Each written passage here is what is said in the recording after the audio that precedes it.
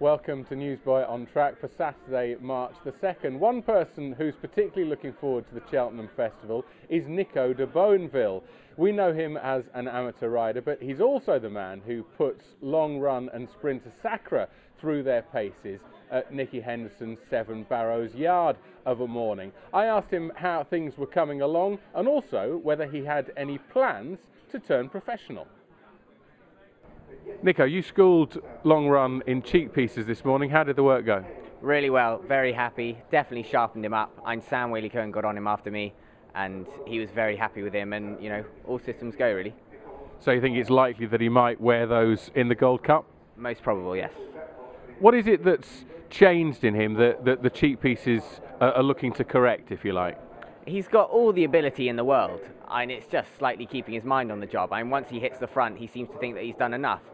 In the King George, people were saying he's had a hard race, but I think we all come to the conclusion that he was idling, and so hence the Cheekpieces.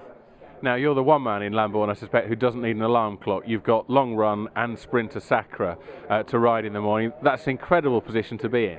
Of course, it's fantastic to wake up to those two every day. You couldn't ask for more different horses, but it's quite a responsibility as well. Now, you say they're different. Just tell us how they differ, both in terms of their physique and what they're like as characters. Start with Long Run. Long Run, a big solid horse, but he will just do as much as you ask. You'll have to chivvy him along a bit, and typical 3-mile chaser really, just doing enough and just on the bridle there.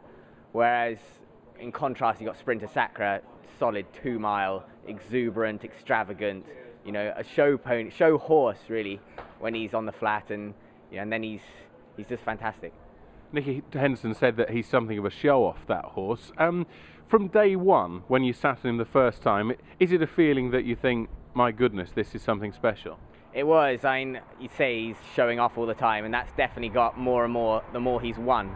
So he seems to know that he's good every time he wins, and that's just, his ego's probably got bigger, and he's a big show-off, yeah.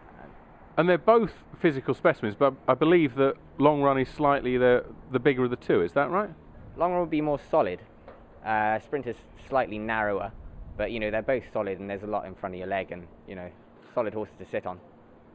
Now, obviously, that's all done in the morning, but you've caught the eye of many people riding on the track as well. You've had some good days this winter. Have you got plans this spring to turn professional? It's all slightly up in the air. Obviously, we've got 2 weeks till Cheltenham, and you've got all those amateur races there, so hopefully I'll pick up a couple of nice rides there.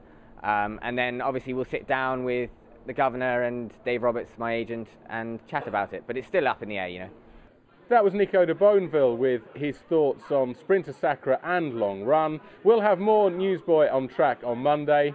Join us then.